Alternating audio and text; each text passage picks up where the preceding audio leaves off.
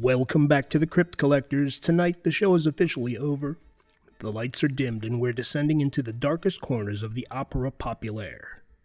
Forget the white mask and the tragic romance for a moment. We're talking about the truly terrifying, the utterly gothic, and impossibly detailed embodiment of Edgar Allan Poe's nightmare. This is the Masque of the Red Death variant of the Phantom. And if you thought the standard release was good, you haven't seen anything yet. From the vibrant, blood-red velvet of the robes to the grotesque skeletal mask and that ominous hat. This piece is a masterpiece of macabre design. The detail on the fabric alone could launch 1,000 ships, or one very cursed gondola. So, is this high-end collectible worth the grave robbery? We're going to dive into the sculpt, the articulation, the paint apps, and decide if this Masque of the Red Death figure deserves a permanent box seat in your collection. Let's start with the packaging.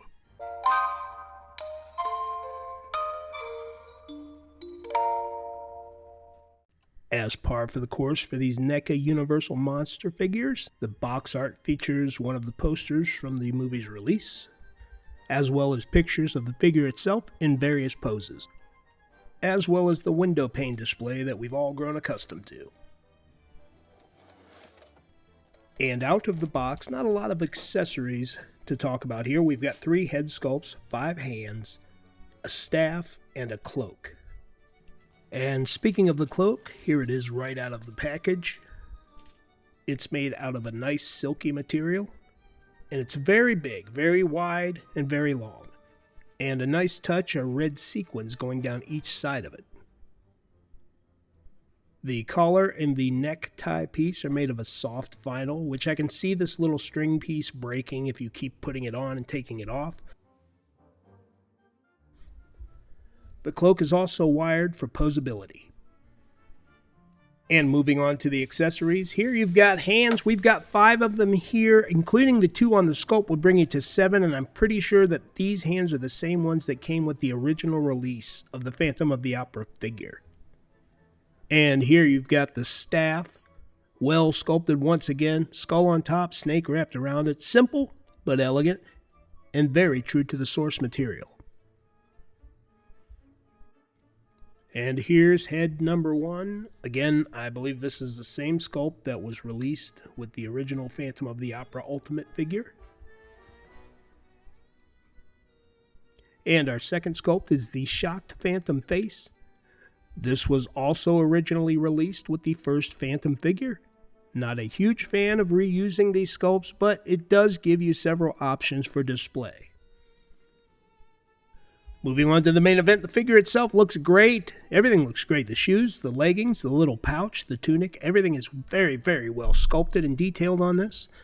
And that head, I can't get enough of that head sculpt. Very nice, highly detailed, and very true to the source material. Take a look at the back. That feather plume is amazing. A lot of work went into that. Figure overall looks fantastic. Let's see how he articulates.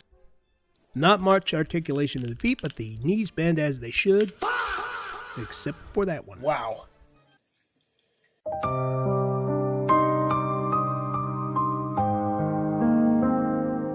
Well, that was unexpected to say the least. I've never had one of these NECAs break like that, but these are skinny legs on this guy, so I guess I'll give him a pass. I guess. As far as the arms go, they will rotate 360 degrees. The elbows bend at the elbows, and they'll swivel back and forth. The hands will rotate 360 degrees.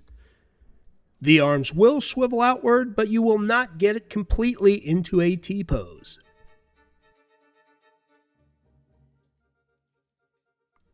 The head, there is a little bit of movement left to right, but not much up and down. The waist, a little bit of movement, and back to the leg. We know what happened there.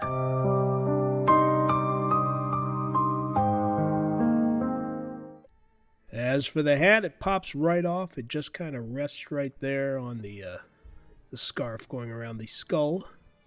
And as for the head, well, that takes a little more work. As per usual with these NECA figures, you want to heat it up, hot water, or maybe a hairdryer. Make those heads pop right off. The same with the hands and the arms. Let's see if we can fit the cloak on here.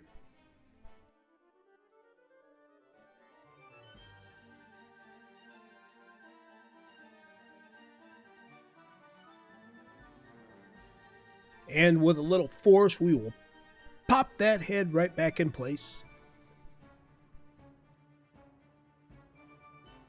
And as for the hat, it just kind of sets on the head again, not real tight, but it works. Well, let's take a look at him, peg leg and all. And despite having the one good leg, he's still a very impressive figure. I think he stands about 7 inches tall. I did not get a measurement on him. I did this a few months ago, and I think I got distracted by the leg incident. Regardless, hopefully you enjoyed this review, and we will see you next time down here in the crypt with Dr. Creepy's Toy Box of Terror. Thank you so much for watching, guys. I really appreciate it.